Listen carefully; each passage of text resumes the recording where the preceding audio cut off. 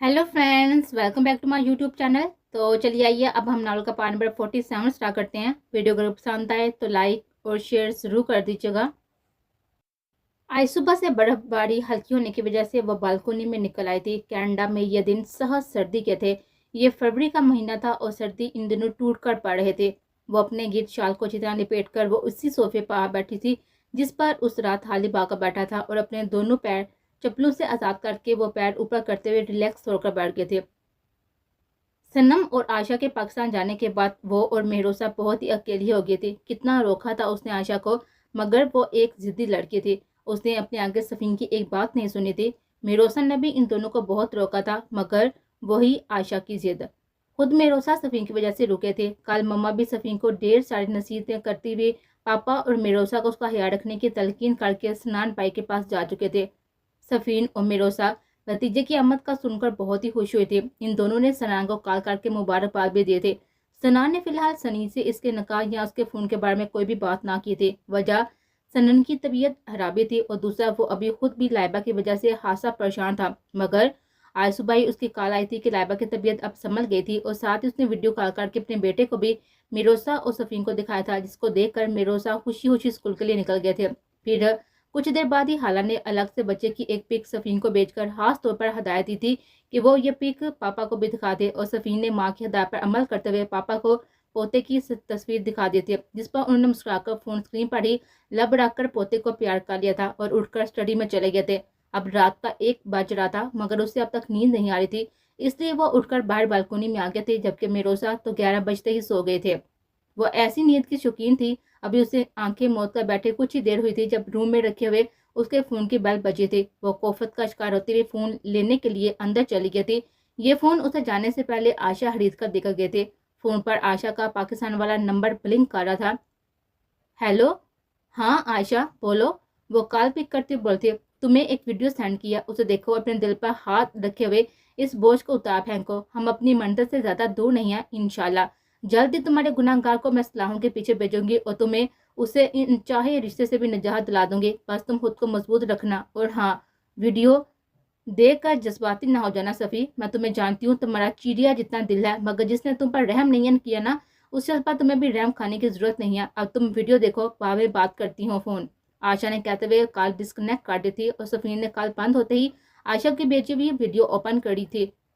Phone screen पर चलती इस वीडियो में हालिब जैसा दिखते हुए वो बुजुर्ग शख्स हालिब के सामने खड़े उससे पूछ रहे थे, इस्लाम में एक बाअज़मत मुस्लिम औरत की बेहुरमती की क्या सजा है हालिब शाह? वो शख्स हालिब से सख्ती से पूछ रहे थे, बताओ हालिब शाह, क्या सजा है इस गुनाह की? वही शख्स गुस्से से दोबारा बोले थे, ऐसे शख्स को सरे आम सौ कोड़े लगाए जाए। 1 मिनट के बाद ही हालिब का जवाब आया था, दिलबर हंटर लेकर आओ। वही शख्स अब जोर से चीखते थे। तभी एक औरत रोती भी उनके सामने आई थी। वो हालिब शाह से दिखने वाले इन बुजुर्ग को शाह जी कहते हुए रो रो कर हालिब को ना पीटने की दरखास्त कर थी, जिस पर शाह जी ने उन्हें बीच में ना आने की धमकी दी थी और उनसे कहा था कि अगर वो बीच में आई तो हमेशा के लिए जाबियार शाह को भूल जाए। उनकी बात सुनकर वो औरत रोती हुई हालिब और इन बुजुर्ग के बीच से हटके थी। तब तक उन्हें एक नौ उम्र लड़के ने हंटर लाकर थमा दिया था और फिर जो कुछ उन्होंने हालिब से पूछा वो सफीन को शश्ता गाड़ गया था। सफीन कौन है? वो जोरदार डांट के पूछने लगे थे। मेरी मोहब्बत, हालिब ने सर झुकाकर जवाब दिया था, जिसके साथ ही शाह जी ने एक हंटर खींचकर हालिब की कमर पर मारा था। सफीन का दिल उसके लफ्जों पर डूब कर उभरा था और हालिब को मार खाता हुआ देखकर उसकी आंखों से आंसू बहने लगे थे। मोहब्बत, ये होती है मोहब्बत? इसे मोहब्बत कहती हो तुम? शाहजी गुस्से से बोलते हुए हालिब को बुटन से पीट रहे थे। मोहब्बत इतनी गिरी भी नहीं हो सकती हालिब शाह। अपनी हवस को मोहब्बत का नाम देकर तुम खुद को बेगुनाह साबित नहीं करते थे। नकाह किया है मैंने उसे डैड। हालिब की लजरती हुई आवाज आई थी और साथ ही सफीन नडाल सी बैठ पर डर सी गई थी। आंसू तेजी से उसकी आंखों से गिरने लगे थे। उसके बाद जैसे जैसे वीडियो चलती जा रही थी, सफीन की आंखें हैरत की ज्यादा से फटती जा रही थी। शाहजी जो कि हालिब के डैड थे, वो मसलसल सफीन के हक में बोल रहे थे। उन्हें यह सब कैसे पता चला? ये सफीन नहीं जानती थी। शायद आशा ने यह सब हालिब के डैड को बताया हो। वो अजर्दगी से सोचती हुई फोन पर नजर जमाए बैठी थी और फिर कुछ ही देर में स्क्रीन पर चलता हुआ मंजर बदल गया था। कुछ मर्द एक तरह से तेजी से भागते हुए अंदर आए थे। उन्होंने हालिब को उसके डैड से बचाया था, जिसमें से एक शायद जी को डैड बोल रहा था, यानी वो हालिब का भाई था जो बहुत ही गुस्से में था। वीडियो मजीद कुछ आगे बढ़ती और फिर आगे चलने वाले एक मंजर ने तो जैसे सफीन को जलजलों की जद पर लाकर खड़ा कर दिया था। उसकी पूरी हस्ती हल्के रह गए थे اس کی پوری ہستی ہل کر آ گئی تھی۔ یہ کیا ہو رہا تھا؟ غالب نے کیا کہا تھا؟ غالب؟ ہاں یہ غالب ہی کی آواز تھی، یہ اس کا غالب بھی بول رہا تھا۔ اس نے صفین کے ساتھ کی زیادتی کو سب کے سامنے قبول کیا تھا۔ وہ رو رہا تھا۔ ہاں اس کا غالب رو رہا تھا۔ کیسی طرف تھی اس کے لہجے میں، کیسی بے بسی تھی۔ وہ رو رہا تھا، تڑپ رہا تھا، بے قرار تھا، اور غالب کے آخری جملے نے صفین کی آنکھوں کو سمندر بنا ڈالا تھا۔ میری صفین، مجھے لا دیں پلیز ڈیڈ۔ وہ رو رہا تھا، باپ کے گھٹنے پر سر رکھ کے اس نے التجا کر رہا تھا۔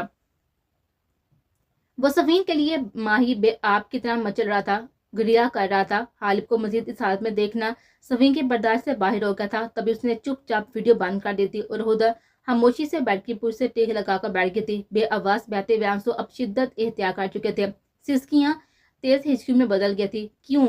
آخر کیوں کیا ایسا میرے غالب؟ میں تو ازل سے آپ ہی کی تھی، پھر کیوں آپ نے اپنی محبت کو لوٹ لیا؟ میری آنکھیں دھوکہ نہیں کھا سکتی، ایک لڑکی کی آنکھیں اس معاملے میں دھوکہ نہیں کھا سکتی۔ میں نے آپ کی آنکھوں میں اپنے لیے عزت دیکھی تھی، محبت دیکھی تھی، مگر ایک شیطانی لمحے کی عزت میں آ کر آپ نے اسی محبت کو اپنے پیر تلے رون ڈالا۔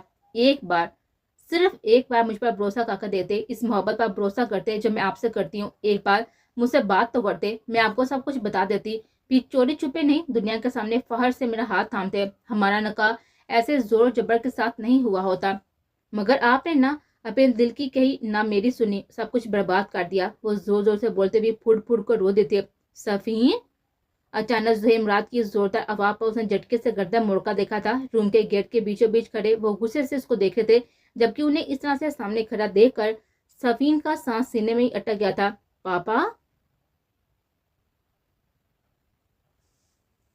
تسی بیٹھ جاؤ سارے۔ غالب اور روحان کے جانے کے بعد زاویہ شاہ سامنے کھڑے اپنے دونوں بیٹوں فرحان، فہد، فہم، روشان، راہم، عادی اور رقیب سے بولتے۔ وہ سب بھی ان کے سامنے پڑے صوفے پر بیٹھ گئے تھے۔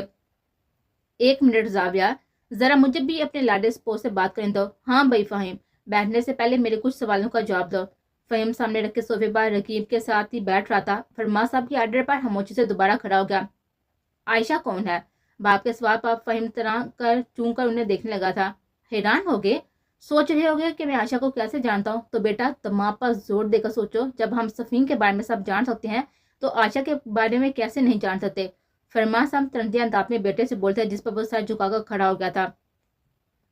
نہ بیٹا جی، سر مت جھکاؤ، میں نے سیدھا سوال کیا ہے، اس کا سیدھا جواب دو۔ بتاؤ مجھے کہ عائشہ کون ہے؟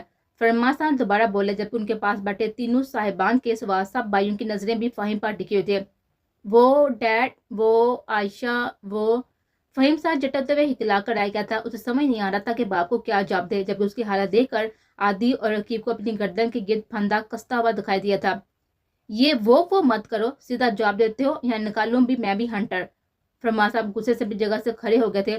ڈیڈ، وہ عائشہ صفین کی بہن ہے۔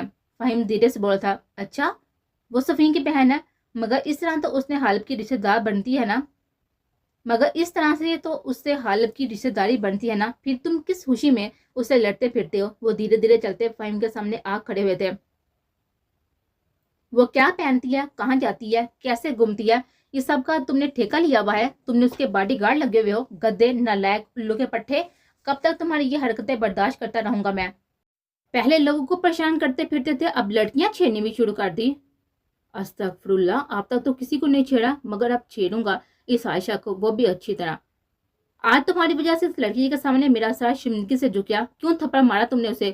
اس کا جو دل چاہے پہنے گی، تم اسے سبق دینے والے ہوتے کون ہو؟ اوف، یہ بھی پتا چل گیا، اس کے ابا لگے ہو کیا؟ لاہولا والا، اس کا ہونے والا شوہر لگا ہوں۔ اب بھی وقت ہے فہم، سدھر جاؤ، ورنہ آپ کے باہر زبان سے نہیں جوتوں سے سمجھاؤں گا۔ سنا تم نے؟ اب میرے پاس تمہاری کوئی شکایت نہیں آنی چاہیے، اوکے؟ ہر بار سیم ڈائلاگ۔ فہیم ان کے ہر سوال کا جواب دل میں دے رہا تھا۔ اوکے ڈیڈ، سمجھ گیا، وہ تابع دار سے بولا تھا، اور فرمان صاحب بھی اسے ڈوز دینے کے بعد واپس اپنی جگہ پر جا کر بیٹھ گئے تھے۔ عادی پتر، تم بھی بتا دو اب، یا ہم اسپیشل تم سے بھی نام لے کر پوچھے؟ ریحان شاہ بولے تھے۔ چاچو، وہ میں تو بس وہ عادی ہکلاتا ہوا اپنے ہی لفظوں میں اٹک کر آ گیا تھا۔ میروسا کا نام سنا ہے عادی تم نے؟ وہ بھی سنا ہے، صفینی کی بہن ہے اور ابھی میٹرک کی اسٹوڈنٹ ہے، مزید یہ کہ تم سے پورے 7 سال چھوٹی ہے، وہ 17 سال کی ہے اور تم 24 کے ہو۔ تو بیٹا جی، یہ ملاقاتیں والی حرکتیں تم ایک 17 سال کی بچی کے ساتھ کر رہی ہو، یہ سب کرتوت تو تم نے اپنی ہم عمر لڑکیوں کے ساتھ نہیں کیے، तो अब यूं नन्ही बच्चों से मुलाकातें करके क्यों बाप को शर्मिंदा करवा रहे हो?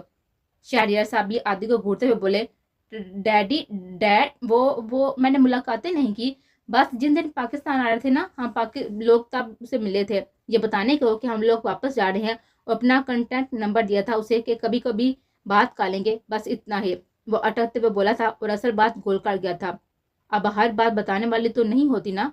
अच्छा अच्छा, यानी ये बात बताने और अपना नंबर देने ही तुम उसे उसके स्कूल से सीधा पार्क लेकर गए? आपके शारिया साहब बढ़कर बोलते, नहीं चाचू, वहाँ ये बात बताने थोड़ी गए थे, वहां तो ये दोनों खेलने गए थे, चिल्ड्रन पार्क में स्लाइडिंग कर रहे थे दोनों। जब मैं वहां पर सनम से मिलने गया था तो दोनों में रेस लगी हुई थी कि कौन किससे जल्दी से स्लाइडिंग करता है। मिरोसा ने उसे मेरे सामने हराया था। एक्साइटेड अंदाज में बोलते रकीब की जुबान फिर गलत पर फिसली थी और आदि ने खा जाने वाली नजरों से उसको देखा था, जिस पर रकीब एकदम हड़बड़ा गया था। जबकि उसकी बात सुनकर वहां पर बैठे फरहान, फहद, रोशान, रहम, आदि, हाशिम पेशादा कहकर लगा बैठे थे और वाले साहिबान भी लब बीच के अपनी मुस्कुराहट दबाने लगे थे। अच्छा, तो तुम उसे लेकर वहां पर खेलने गए थे, और क्यों बेटा तुम सनम से मिले? वैसे ये सनम कौन है? शहरियार साहब ने मसनूई संजीदगी से पूछा। मीरोसा की बहन, आदिल ने तुरंत कर जवाब दिया था। तोबा, ये भी बहन? आहर कुल मिलाकर ये कितनी बहनें हैं? कब से इस सवाल में उलझे हुए फहद ने मौका मिलते ही इन चारों से पूछा। चार हैं, आयशा, सनम, सफीन और मेरोसा। सनम व सफीन की जुड़वा बहनें और बाय गॉड बहुत ही ज्यादा खूबसूरत है। रकीम फिर एक्साइटेड सा बोला था और तभी सबने एक बार फिर हैरत से इसको देखा था। फहीम और आदि ने तो बकायदा अपना सर पकड़ लिया था। एक बार बाहर चल बेटा, तुझे इस कुतरनी जैसी जुबान से महरूम करके गूंगा ना किया तो कहना। तो इसका मतलब है कि सनम यहाँ पर बुक है? रहम लब बीच का मुस्कुराहट दबाते बोला। सी डैड, रोशान भाई, मैंने तो बिल्कुल ठीक कहा था ना?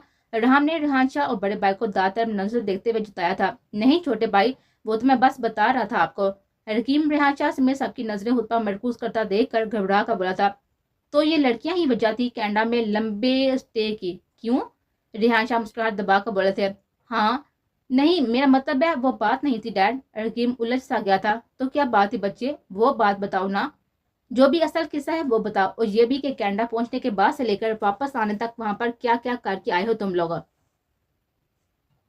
सब कुछ बताओ हमें कि वहां पर क्या हुआ, कैसे हुआ, और तुम इन लड़कियों से कैसे मिले, हालिब ने कब निकाह किया, सब कुछ बताओ। कुछ भी छूटा नहीं चाहिए, वरना हम में से कोई भी तुम लोगों की मदद नहीं कर पाएगा। शहरियार साहब इस बात संजीदगी से बोले थे, जिस पर रकीम, फहीम और आदि ने एक दूसरे को देखा था, और फिर आदि ने ही धीरे धीरे करके एक एक बात सबको बतानी शुरू कर दी थे।